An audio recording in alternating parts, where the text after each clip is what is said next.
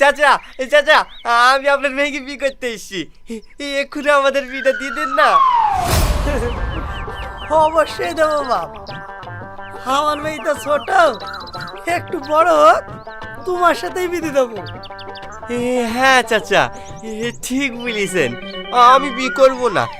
ছোট মেয়েকে বিয়ে করলে পুলিশে ধরে, তাই না চাচা?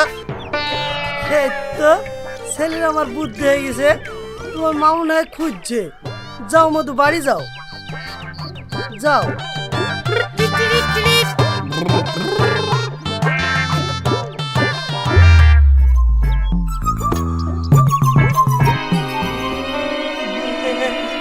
মাই, আমি তোকে বিয়ে করবো, চ আমাদের বাড়িতে চ।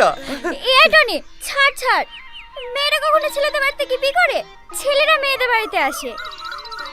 ও তাহলে তোদের বাড়িতে চ। হাট, তুই একলা গেলে বিয়ে হবে?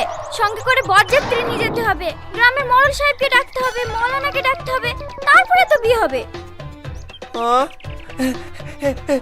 তাহলে চল আমরা পালে কি বিয়ে করি কি? তাহলে মডেল বরযাত্রী কিছু লাগবে না? এই পালে কি বিয়ে করলে তোর বাপের আমার বাপের দুর্নাম হবে যে। তোরা সবাই আমাকে বিয়ে করতে চাচ্ছে কেন রে? বল আমি কি অন্যায় করেছি তোদের কাছে, বল।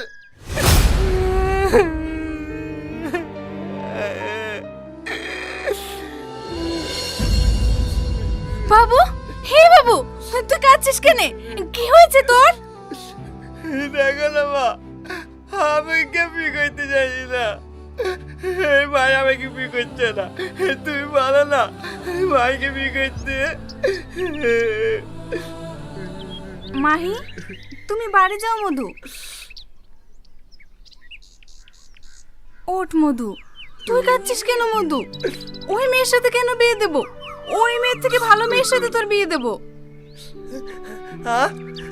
আমার বিধি বাবা? হ্যাঁ, অবশ্যই দেব। মা, আমার ফর্সা হবে, স্কুলে পড়বে। হ্যাঁ মধু, তোমার বউ স্কুলে পড়বে, ফর্সা হবে, একদম নায়িকার মতো দেখতে হবে। তাই নাকি মা? আমার বউ আমার সমান উচ্চ হবে? হ্যাঁ হবে। কি আনন্দ মা, তাহলে আমি আজকে বিয়ে করবো। ঠিক আছে মধু, আমি আজকেই তোর বিয়ে দেব। চ বাড়ি চ। কি মজা, আমার বিয়ে হবে, কি মজা, আজকে আমার বিয়ে হবে, কি মজা, বিয়ে হবে, বিয়ে হবে।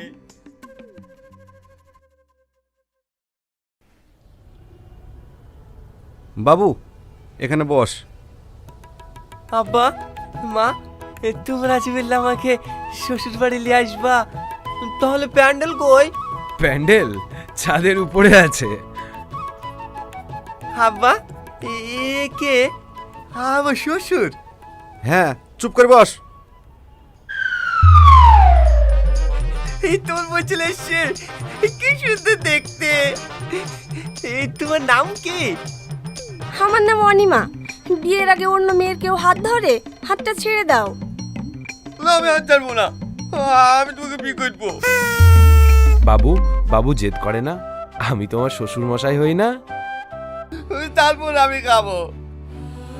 ওগো, কিছু একটা করো, এইভাবে তো ছেলেটা না খেয়ে অসুস্থ হয়ে পড়বে। ঠিক আছে বাবু, আগে তুই খেইলে তারপরে তোর বিয়ে দেব। ঠিক আছে, আমার বিদিমা, তাহলে আমার হাত খুলি দাও, আমি খাবো।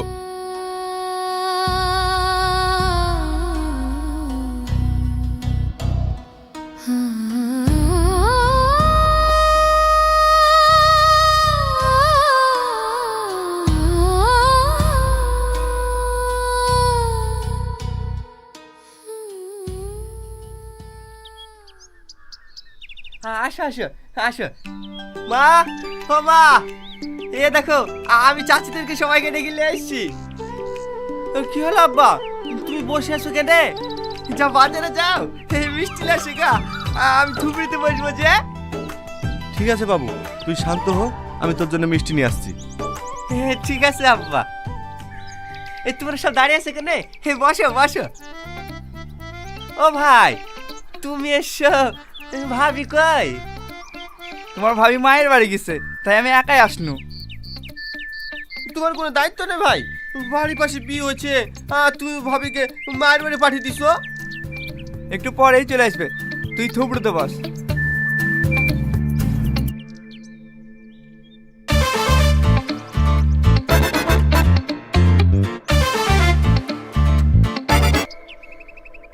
এই তোমাদের সবাইকে বলছি, এই শীতের বেলা গা ধুতে হবে না, তোমরা তাড়াতাড়ি কাপড় পরে চলে আসো, অনেক দূরে যেতে হবে।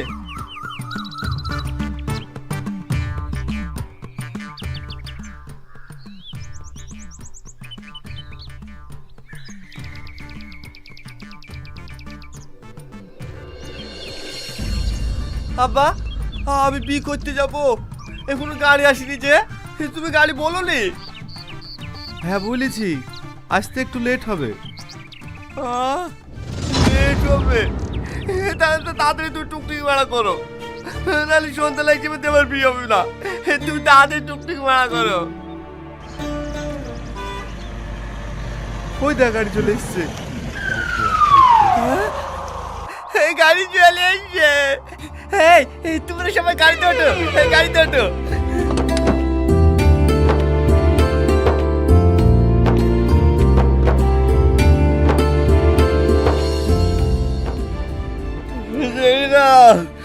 তুমি আমার বিয়ে দিলে কেন?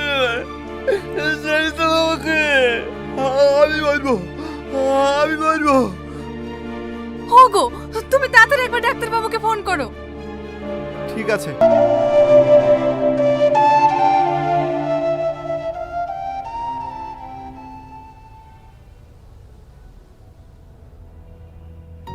দেখো সালমা, আমাকে কিছু গোপন করার চেষ্টা করবে না। সত্যি সত্যি বলো, টনির সঙ্গে তোমার কি সম্পর্ক ছিল? হ্যাঁ, আজ আমি তোমার কাছে কিচ্ছু লুকাবো না। আজ থেকে 6 বছর আগে। আন্টি হা করো, ওষুধটা খাইয়ে দিই। তোকে নিয়ে আমার ভীষণ ভয় হয়। কেন? আমি জানি তোরা দুজনকে খুব ভালোবাসিস, একে অপরকে ছেড়ে থাকতেও পারবি না। কিন্তু তোর আব্বা, উনি যে বিশাল বড় লোক, উনি কি তোদের এই সম্পর্কটা মেনে নেবেন? আমি যা বলবো আমার আব্বা তাই শুনবে। আমি আজই আব্বার সাথে কথা বলবো। ঠিক আছে আন্টি, আজ আমি আসি, আবার কাল আসবো।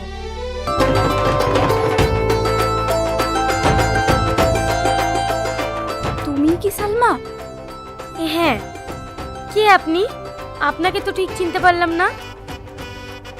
তুমি আমাকে চিনবে না বোন, আমার এই পাশের গ্রামেই বাড়ি। তোমার সাথে আমার একটা পার্সোনাল কথা আছে। হ্যাঁ বলুন। না মানে, ও বুঝতে পেরেছি। এই তোরা একটু বাইরে যা তো।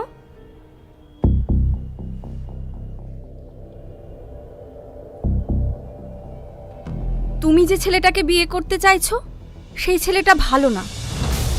ওর সাথে আমার অনেক দিনের সম্পর্ক। এসব তুমি কি বলছো? হ্যাঁ, আমি ঠিকই বলছি। আজ আমি মা হতে চলেছি, তাই ও আমাকে অস্বীকার করছে। আমি ওকে বলেছি, তাই ও আমাকে জানে মেরে দেওয়ার হুমকি দিচ্ছে। না, আমি আপনার কথা বিশ্বাস করি না। টনিকে আমি খুব ভালো করে চিনি, ও এরকম কাজ কখনো করতে পারে না। আমি জানি তুমি আমার কথায় বিশ্বাস করবে না। এই দেখো মেডিকেল রিপোর্ট।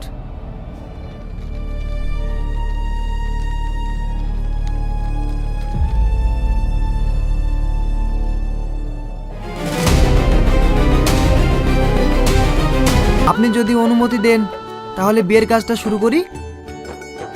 না মৌলভী সাহেব, এ বিয়ে হবে না। কি বলছেন আপনি? বিয়ে হবে না মানে? ভাই, আমার মেয়ে সেই সকালবেলা পালিয়ে গেছে। আমি অনেক চেষ্টা করেছি ওকে খোঁজার, কিন্তু পাইনি। মেয়েটা যে কার সাথে কোথায় গেল আমি কিচ্ছু বুঝতে পারছি না। Tony, Tony! সেদিনের পর ও আমার জন্য পাগল হয়ে গেছে, কিন্তু ও যতই পাগল হোক আমি ওকে ক্ষমা করতে পারিনি। দেখো সালমা, যাই কারণ হোক না কেন, ঠিক আছে, তোমার যখন আমার কথা বিশ্বাস হচ্ছে না, চলো।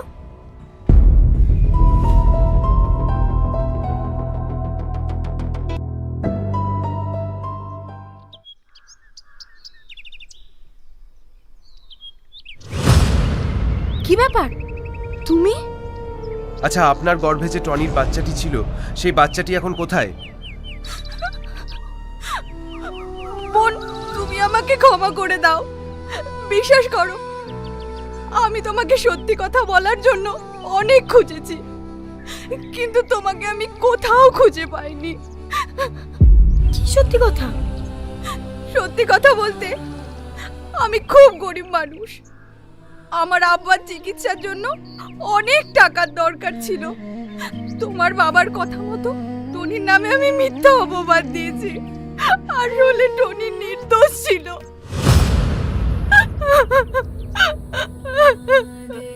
এটা তুমি কি করেছো? একটা মানুষকে বাঁচাতে গিয়ে আর একটা মানুষকে তুমি মৃত্যুর মুখে ঠেলে দিলে। ছি! সালমা, সালমা শান্ত হও, ওকে কিছু বলার দরকার নেই। এবার তো বুঝতে পেরেছো টনির কোনো দোষ ছিল না। হ্যাঁ, আমি বুঝতে পেরেছি। আজ টনি আমার জন্য ঠিক আছে, আমি কাঁদবো না, কিন্তু তোমাকে টাইম মতো ওষুধ খেতে হবে। আমি যা বলবো তাই শুনতে হবে। রাজি? এই ঠিক আছে, আমি তোমার সব কথা শুনবো। ঠিক আছে, চলো তোমাকে স্নান করিয়ে দিই, তারপরে খাওয়া দাওয়া করে ওষুধ খেতে হবে তো।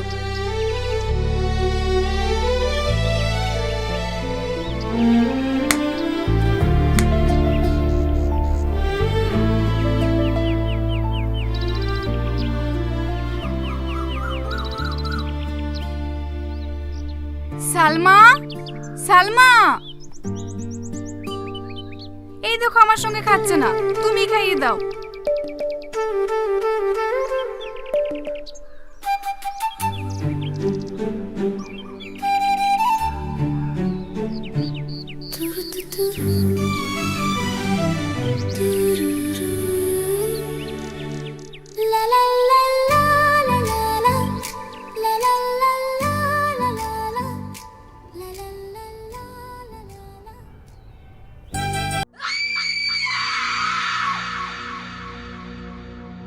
আসসালামু আলাইকুম বন্ধুরা, আশা করছি সবাই ভালো আছেন। আমিও ভালো আছি। চলে আসলাম ভূত বাংলা চ্যানেলে আজকের একটি নতুন ভিডিও নিয়ে। এখনও যারা আমাদের চ্যানেলটি সাবস্ক্রাইব করেননি তারা অবশ্যই সাবস্ক্রাইব করবেন এবং ভালো লাগলে অবশ্যই বন্ধুদের সাথে শেয়ার করবেন। আজকে আমাদের যেই ঘটনাটি পাঠিয়েছেন সেটি পড়ার চেষ্টা করছি। আর কথা না বাড়িয়ে চলুন পড়া শুরু করি। আসসালামু আলাইকুম রাকিব ভাই, আশা করি আপনি অনেক ভালো ও সুস্থ আছেন ইনশাল্লাহ। আমার নাম মশুর রহমান, আমার জেলা গাইবান্ধা। আজ যে ঘটনাটি শেয়ার করব সেটিও ঘটেছিল গাইবান্ধা জেলার বেতকাবা ইউনিয়নের একটি গ্রামে। ঘটনাটি ঘটেছিল আমার এক মামার সাথে। আমার মামার নাম শাহ আলম। ঘটনাটি ঘটেছিল 2010 সালে। তার সাথে যেভাবে ঘটেছিল আমি সেইভাবেই বলার চেষ্টা করব, কেননা তার মুখ থেকেই আমি ঘটনাটি শুনেছি। বেশি কথা না বলে ঘটনাটি শুরু করা যাক ইনশাআল্লাহ।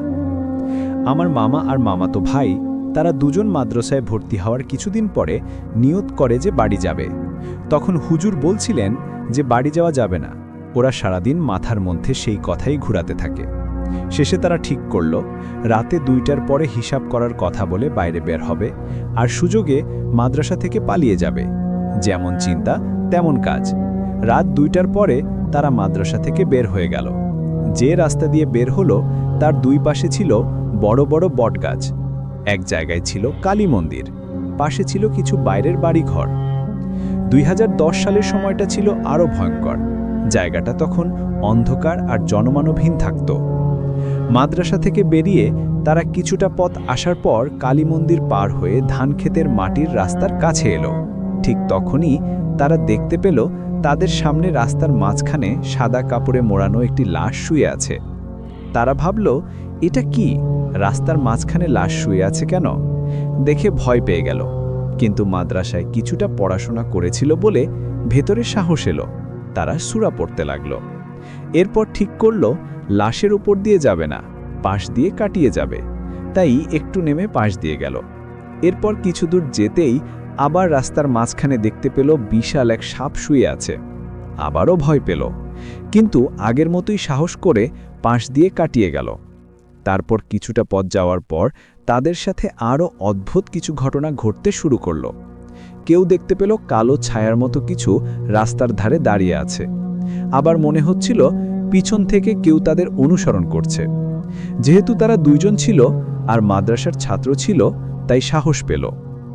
বাড়ির কাছাকাছি এসে তারা চিন্তা করল, রাতে যদি বাড়িতে গিয়ে ডাকাডাকি করে তাহলে সবাই বুঝবে যে তারা পালিয়ে এসেছে আর মারধর করবে। তখন তারা ঠিক করল ধান ক্ষেতের মাঝখানে যে সেচের ঘর আছে সেখানে রাত কাটাবে। ঘরে ঢুকে শুয়ে পড়ল। কিছুক্ষণ পর দরজায় টকটক শব্দ হলো। দরজা খুলে কিছুই পেল না। আবার শুয়ে পড়ল। কিছুক্ষণ পর আবার টকটক শব্দ, আবার কিছু নেই। তৃতীয়বার দরজা খুলে দেখে একটি কালো সাদা বিড়াল দাঁড়িয়ে আছে। মামা রাগে ডান পা দিয়ে লাথি মারল, কিন্তু অবাক হয়ে দেখল একটা বিড়াল থেকে দুইটা বিড়াল হয়ে গেছে। তখনই বুঝল এটা স্বাভাবিক কিছু না, হয়তো শয়তান। আবার বাম পা দিয়ে লাথি মারল, এবার বিড়াল একটা কমে গেল।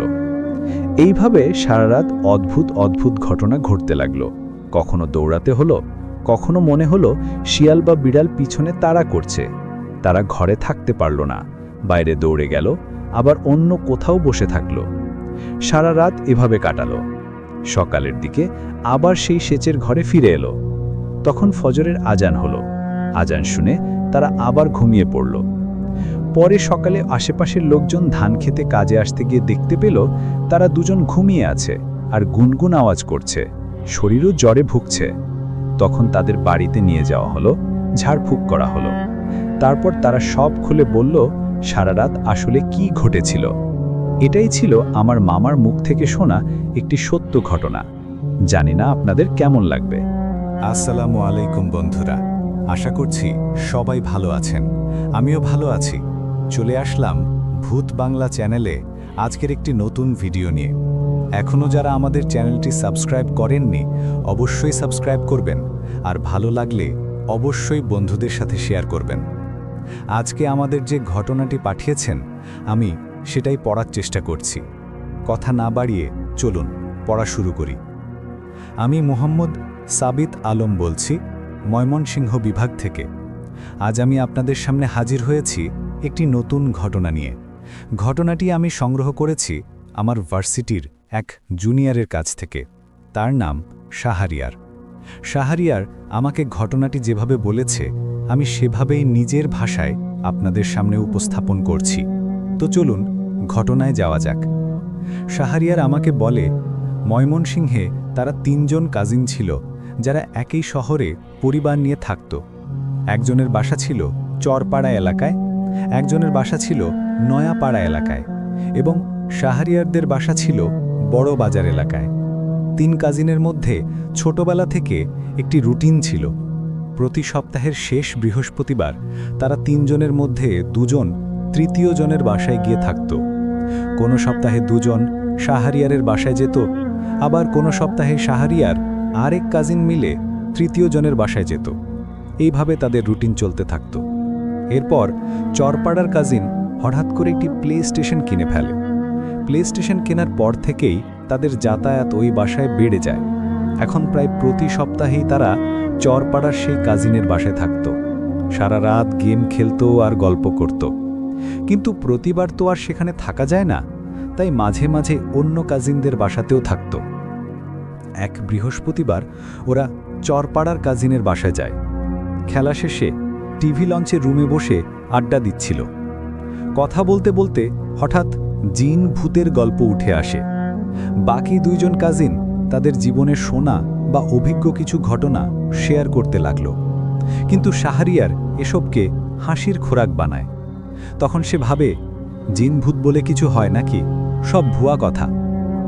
ঠিক সেই সময় চরপাড়ার কাজিনটি হঠাৎ বদলে যেতে থাকে। তার চেহারা, ও মুখের অঙ্গভঙ্গি অস্বাভাবিক হয়ে যায়। গলার আওয়াজ ভারী এবং অহংকার মিশ্রিত হয়ে ওঠে। সে বলে, শাহরিয়ার, জানিস আমার বাসায় কিন্তু জিন থাকে। শাহরিয়ার মজা করে জবাব দেয়, কি কি জিন থাকে? তাই নাকি? কোথায় দেখি একটু? তার কাজিন বলে, ওই যে রান্নাঘর দেখা যাচ্ছে না, কিচেনের ভেতর থেকে ওরা আমাদের দেখছে। শাহরিয়ার আবার মজা করে বলে, তাই নাকি? তাহলে একটা কাজ কর, আমার খুব ক্ষুধা পেয়েছে, তুই এখন রান্নাঘরে গিয়ে জিনের মাংসের কোরমা রান্না করে আন, একদম ঘি তেল দিয়ে বানাস, আমরা 2টা জিনের কোরমা খাবো। এটা শুনে আরেক কাজিন শাহরিয়ারকে তীক্ষ্ণ দৃষ্টিতে তাকিয়ে বলে, মজাটা একটু বেশি হয়ে গেল না? এরপর আবার সবাই স্বাভাবিক হয়ে যায়। দিনটা ওইভাবেই কেটে যায়, আর কিছু হয় না। শাহরিয়ার ভাবে তার কাজিন হয়তো মজা করেছে বা প্র্যাঙ্ক করছে। এর পরের বৃহস্পতিবার তারা আবার চরপাড়ার কাজিনের বাসায় যায়। খেলার পর টিভি লঞ্চে আড্ডা দিচ্ছিল। হঠাৎ চরপাড়ার কাজিন আগের মতো